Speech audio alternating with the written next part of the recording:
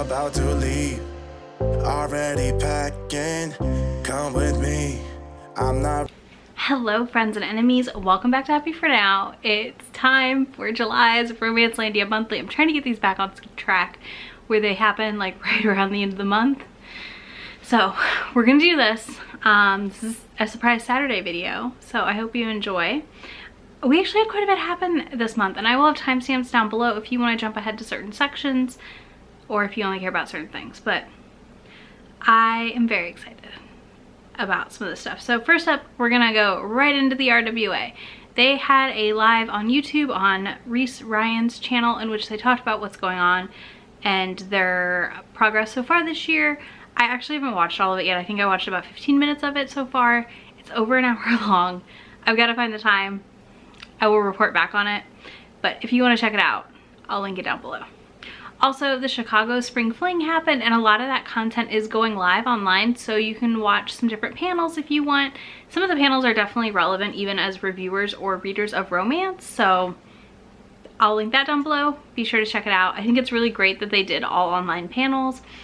You can also read Alyssa Cole's keynote speech from the event, and yeah, that's about it for our RWA stuff this month. Like I said, I feel like summer's a little quiet. I think everyone's busy on like writing hiatuses and like getting their books done. All right, bookish stuff. This I wasn't really sure where to put, so I just kind of made a bookish stuff section this month. I wanted to share that the Bowling Green State University Pop Culture Library, who does a lot of work for Romancelandia and archiving things, is teaming up with Michigan University to archive the romance internet, which is really cool. So they're building an internet archive of like the RWA statements from last year and a lot of historic posts that have been made, so that in the future we'll be able to go back and look at these things, kind of like we're able to go back and look at some of these things that the Pop Culture Library already has on file about Romancelandia. I love what they're doing there, and I think it's just such a cool thing. I'm really sad their convention, their little con this year got canceled, but fingers crossed for next year, and I think I'm gonna go next year. Also, I wanted to share this really cool tweet I saw where someone named Liz made a texting app robot. When you text them, they will text you back a Black author's book in that genre. So you could ask for romance and it'll text you back a romance book. Maybe give it a try. I just thought this was really nifty, to be honest. All right, now we're getting into the juicy part. So we got 2 new sections this month, and we also have now authors behaving badly. What happened? All right, I wasn't gonna talk about this, but then the more I thought about it, the more I felt like I gotta talk about this. Oh my god, I just dripped water all over my face. Beauty, grace, talents. It's me. That's why you watch me, I know. Success! Okay, all right. Authors behaving badly. What happened? Oh boy. So, an author named Sorcha Rowan came, I'm using the terms they used, okay? Because this is not okay, came out this month as a white male. They have been writing own voices, women loving women fiction, posing as a female author to better integrate themselves in the community. Luckily, I've never read them. I actually hadn't really heard of them until I read this. I will link to the post that has a screenshot of their website of their coming out thing, because they definitely have deleted it since then. But it gets worse. It gets worse. Can you believe it? I know. They were sexting other authors unsolicited. Yeah, I don't understand. So there's a lot of issues here, right? One, it's not okay to pose as an identity that you do not have. 2, like, it's really, really, really, really jacked up that you're gonna sit and say that I am this thing, and then when you come out, you're not actually coming out because you are in no way associated with the LGBTQ IAP+ community. Yeah, so that's gross.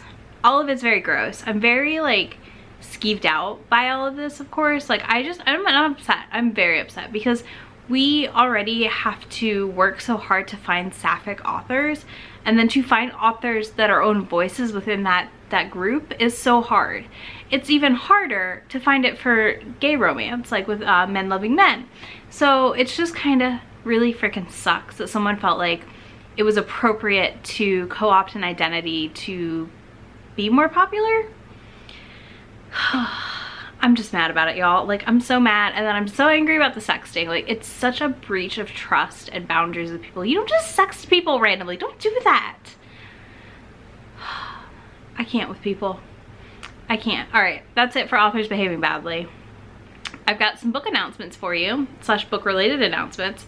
First up, Katie Roberts' Hades and Persephone retelling has a title, and it is called Neon Gods. Here's the little announcement tweet from Source Books Casablanca. Fingers crossed, this book is rockin'. It's being billed as Lore, the webcomic, meets something else. Shoot. I don't know. It was something good. I'll put it right here. Dang it, Isabel. I took notes and I forgot that note.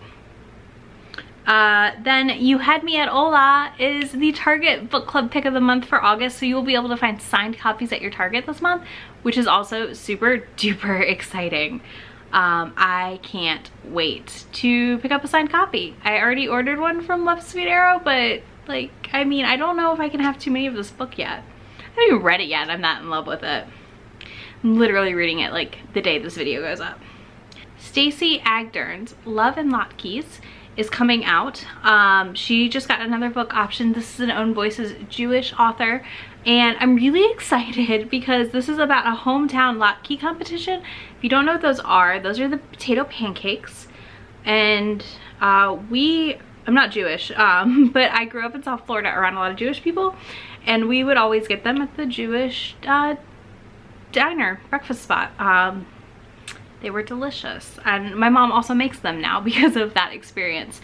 So I'm excited. I love a hometown like cooking competition of sorts, and it just, I mean, it sounds super fun. Also, in another exciting news, A Sweet Mess by J.C. Lee has been optioned with Daniel Day Kim. That's super exciting. I'm hopeful this is a delightful rom-com for us that is actually like a rom-com. All right, last but not least, we have our events, merch, fun stuff, all those goodies. This is mostly, I think, fun stuff. Hashtag Jenkins July is just wrapped up with Rom Book Podcast, or yeah, Rom Book Pod did it.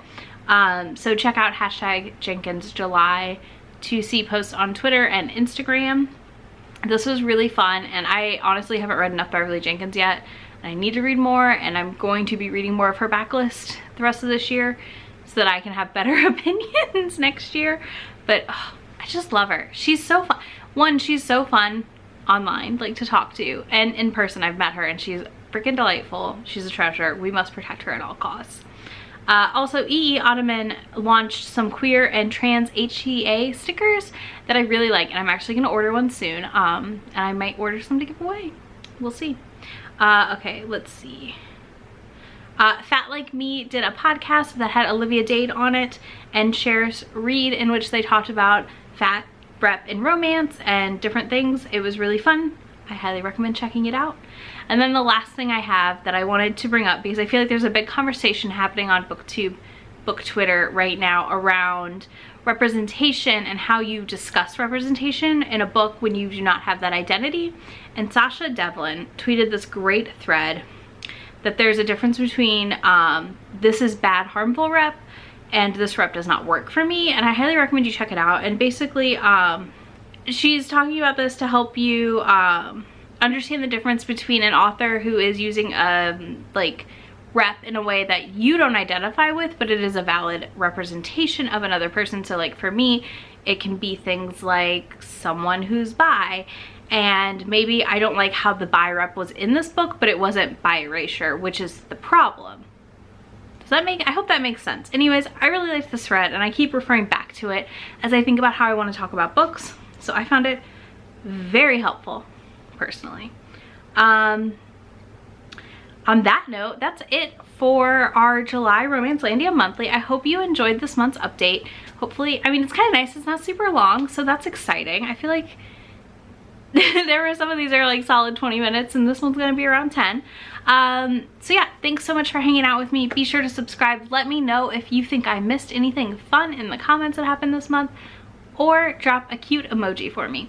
I will see you in a few days with another video. Bye. Really asking, we'll get away to a place where we don't know.